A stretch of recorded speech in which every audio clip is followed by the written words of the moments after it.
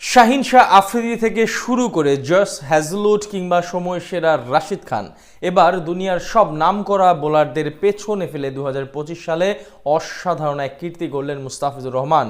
Australia, England এমনকি বিশ্ব champion ভারতের কোনো বোলারও নেই ফিজের ধারে কাছে, সবাইকে পেছনে ফেলে। তবে কি এমন কীর্তি গড়লেন মুস্তাফিজ, জানবো রিপোর্ট।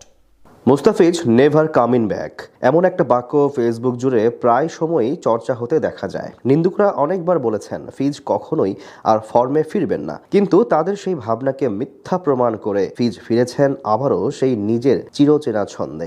বল হাতে দুর্দান্ত, অনবদ্য এবং অপ্রতিরোধ্য হয়ে উঠেছেন সব ব্যাটারদের বিপক্ষে, যার সুবাদে এবার সংক্ষিপ্ত ফরম্যাটে অসাধারণ এক কীর্তি গড়লেন বাংলার কাটার মাস্টার, যার ধারে কাছেও নেই সময়ের কোনো পেস কিংবা স্পিন বোলার। অপার সম্ভাবনা এবং উজ্জ্বল ভবিষ্যৎ নিয়ে আগমন হয়েছিল মুস্তাফিজুর রহমানের। অসাধারণ প্রতিভা দিয়ে অল্প দিনের ব্যবধানে বিশ্বের মধ্যে সাড়া ফেলে দিয়েছিলেন এই পেসার।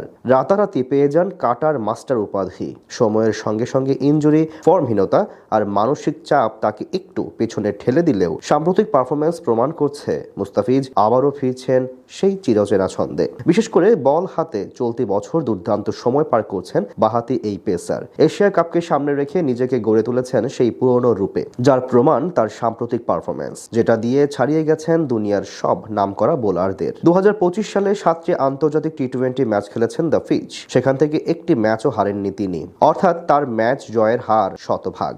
একইভাবে বল হাতেও প্রায় অপ্রতিরোধ্য হয়ে উঠেছেন তিনি। এখন পর্যন্ত 7 ম্যাচে তার ঝুলিতে উঠেছে 10 উইকেট। তবে গড় এবং বোলিং ইকোনমি রেটের দিক থেকে অবিশ্বাস্য কাণ্ড ঘটিয়ে ফেলেছেন এই বাহাতি পেস বোলার। চলতি বছর আন্তর্জাতিক টি-20 ফরম্যাটে তার বোলিং গড় মাত্র 10.60 আর ইকোনমি রেট মাত্র 4.18, যা কিনা টেস্ট খেলুড়ে দেশের বোলারদের মধ্যে সর্বনিম্ন। এই বছর তার চেয়ে কিপটেমির পরিচয় দিতে পারেনি আর কোনো নামকরা বোলার। এই তালিকায় টেস্ট খেলুড়ে দেশের বোলারদের মধ্যে তার পরে আছেন বাংলাদেশের আরেক ক্রিকেটার নাসুম আহমেদ। 8 ওভারে তার রান খরচের হার মাত্র 5.37। তার পেছনে আছে আফগান সাবেক অধিনায়ক মোহাম্মদ নবী।